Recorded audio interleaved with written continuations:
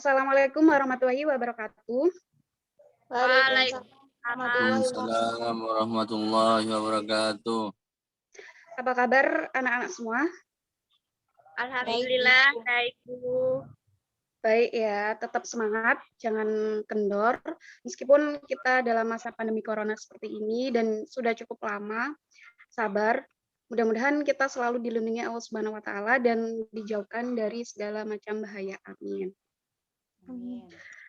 Sebelum memulai pembelajaran kali ini, alangkah baiknya kita berdoa terlebih dahulu. Berdoa dipimpin ketua kelas. Silahkan ketua kelas memimpin doa. Baik Bu. Teman-teman, sebelum kita memulai pelajaran pada pagi hari ini, marilah kita berdoa terlebih dahulu. Doaan. Bismillahirrahmanirrahim. Billahi robba wabil Islami dina wa bi Muhammadin nabiyya wa rasulah. Rabbi zidna ilma warzuqna fama amin ya rabbal alamin. Oke, langsung saja untuk hari ini yang tidak masuk, silakan nanti ketua kelas melaporkan siapa-siapa saja yang tidak masuk hari ini.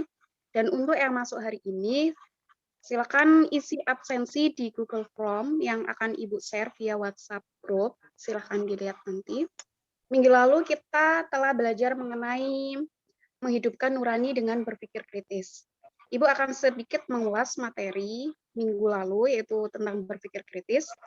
Berpikir kritis adalah sebuah proses sadar dan sengaja yang digunakan untuk menafsirkan dan mengevaluasi informasi dan pengalaman dengan sikap reflektif dan kemampuan yang memandu keyakinan dan tindakan. Jadi langsung saja untuk materi hari ini, bab yang keempat ya, bersatu dalam keragaman dan demokrasi. Yang pertama, pengertian demokrasi. Demokrasi berasal dari dua kata, yaitu demos yang berarti rakyat dan kratos berarti kekuasaan. Secara istilah, demokrasi bisa dilihat dari dua segi. Yang pertama, demokrasi sebagai suatu konsep yang berkembang dalam politik pemerintahan, yang menolak adanya kekuasaan yang berpusat pada satu orang dan menghendaki peletakan kekuasaan pada orang banyak, baik secara langsung maupun perwakilan. Yang kedua, demokrasi sebagai suatu konsep yang menghargai hak dan kemampuan individu dalam bermasyarakat. Demokrasi ini tercantum dalam surat Ali Imran ayat 159. Silakan Mbak Lucy membacakan surat Ali Imran ini. Silakan Mbak. Baik Bu. Bismillahirrahmanirrahim. Fabima rahmatin minallahi linta lahum walau kunta faddan ghalidal qalbi lanfaddu min hawlika fa'fu anhum wastaghfir lahum wasyawirhum bil amri fa idza azamta fatawakkal 'ala Allah innallaha yuhibbul mutawakkilin. Artinya, maka disebabkan rahmat dari Allah lah kamu berlaku lemah lembut terhadap mereka. Sekiranya kamu bersikap keras lagi berhati kasar, tentulah mereka menjauhkan diri dari sekelilingmu. Karena itu, maafkanlah mereka, mohonkanlah ampun bagi mereka, dan bermusyawarahlah dengan mereka dalam urusan itu. Kemudian, apabila kamu telah membulatkan tekad, maka bertakwalah kepada Allah. Sesungguhnya Allah menyukai orang-orang yang bertawakal kepadanya. Iya, makasih. Lanjut ke materi selanjutnya, yaitu tentang pengertian suro. Suro menurut bahasa Kamus Mu'jam Maqayis Al-Lugha memiliki dua arti, yaitu menampakkan dan memaparkan sesuatu atau mengambil sesuatu. Menurut istilah dari beberapa ulama yang memberikan definisi, yaitu satu, Ar-Raghib Al-Ashbani dalam kitabnya Al-Mufrad Al-Ghifari Al-Quran mendefinisikan proses mengemukakan pendapat dengan saling mengoreksi antara peserta surah. Kedua, menurut Ibnu Al-Rabi Al-Maliki dalam Ahkam Al-Quran mendefinisikan berkumpul untuk meminta pendapat dalam suatu permasalahan yang pesertanya saling mengeluarkan pendapat yang dimiliki.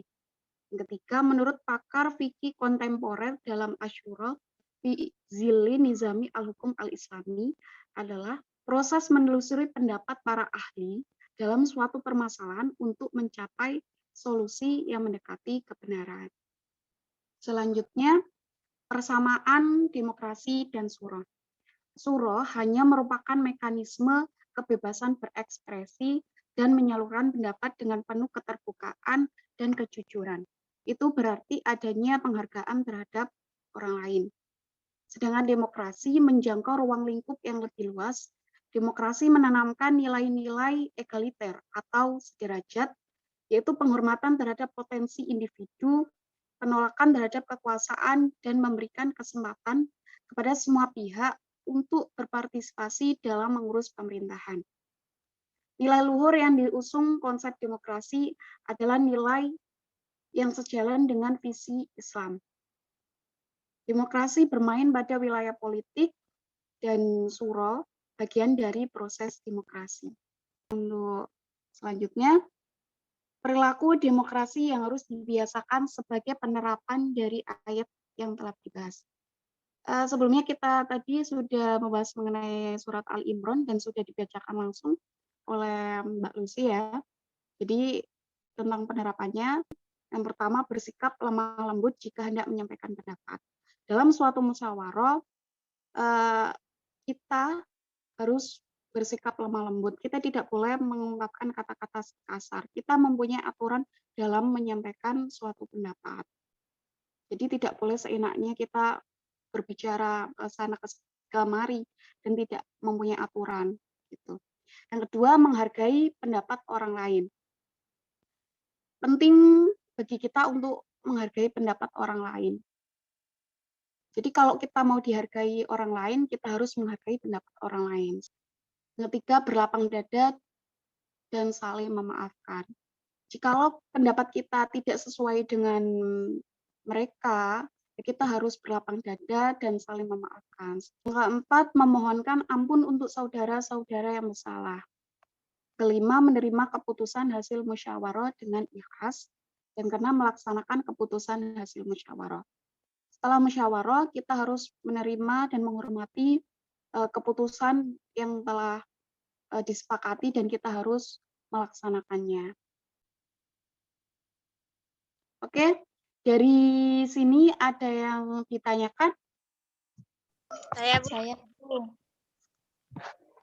Oke, Mbak Risma dulu. Apa perbedaan demokrasi dan syura? Terima kasih, Bu.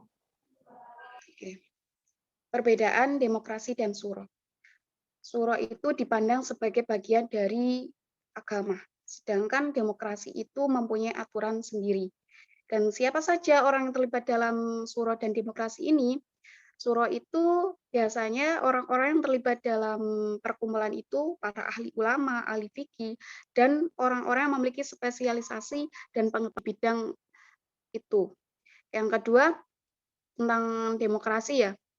Demokrasi ini seluruh rakyat mempunyai hak untuk berdemokrasi, dari yang pandai maupun yang bodoh semuanya dapat berdemokrasi. Seperti itu. Bisa dipahami Mbak Risma? Bisa, Bu. Terima kasih. Oke. Tadi ada yang bertanya. Siapa tadi? Ya, Bu, saya. Oke, Mbak Iil ya. Ya, Bu, saya mau bertanya mengenai prinsip-prinsip syura. Oke, prinsip-prinsip syura. Prinsip syura yaitu setiap ketetapan yang ditentukan oleh jamaah atau suatu kumpulan tadi harus merupakan bukti dari kehendak segenap individunya, dengan syarat bahwa mereka berhak untuk menyampaikan pendapat dan berhak untuk menentang pendapat. Seperti itu. Bisa dipahami? Bisa, Bu. Oke, ada lagi yang mau bertanya? Cukup, Bu. Bu. Saya, Bu. Mau bertanya. Oke, silakan. Bagaimana cara bagaimana cara kita menyikapi apabila keputusan dari diskusi tidak sesuai dengan keinginan kita.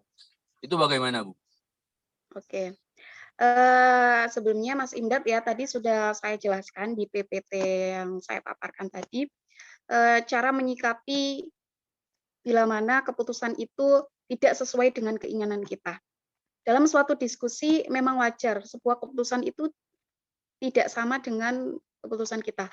Banyak pendapat kita harus menghargai, menghormati. Jadi sikap yang terbaik yang pertama kita harus menerima dengan lapang dada dan ikhlas sesuai apa yang telah disepakati tadi. Yang kedua, kita harus menghormati keputusan bersama dan melaksanakannya. Yang ketiga, ini paling penting, kita harus rendah hati dan tidak memaksakan kehendak atau kehendak kita. Kita tidak boleh mengekeh keputusan hasil diskusi semisal tidak sesuai dengan hasil yang kita inginkan, seperti itu. Gimana Mas Imdad? Ya, bisa dipahami, Bu. Oke. Gimana anak-anak, ada lagi yang mau ditanyakan? Sudah cukup. Cukup, Bu. Berhubung sudah cukup, tidak ada yang bertanya lagi, Ibu akan memberikan kesimpulan dari pembelajaran kali ini. Demokrasi adalah suatu konsep yang berkembang dalam kehidupan politik pemerintahan yang di dalamnya terdapat penolakan terhadap adanya kekuasaan yang terkonsentrasi pada suatu orang dan menghendaki peletakan kekuasaan di tangan orang banyak, baik secara langsung maupun dalam perwakilan. Baik, itu saja kesimpulan hari ini. Untuk tugas minggu depan, Ibu akan share tugas hari ini via WhatsApp group, silakan dilihat nanti. Untuk pengumpulan terakhir di pertemuan selanjutnya, berarti hari Jumat ya. Ya, Bu. Saya kira sudah jelas ya. Jadi marilah kita tutup pembelajaran kali ini dengan bacaan Alhamdulillahirabbil alamin.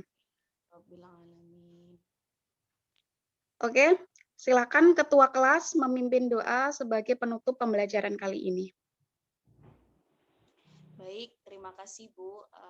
Sebelumnya marilah kita berdoa untuk menutup pembelajaran pada pagi hari ini. Doaan Bismillahirrahmanirrahim. Wal asri Innal insana insana lafi khusrin illa alladziina amilus solihati wa tawashaw bil haqqi wa tawashaw bis sabr.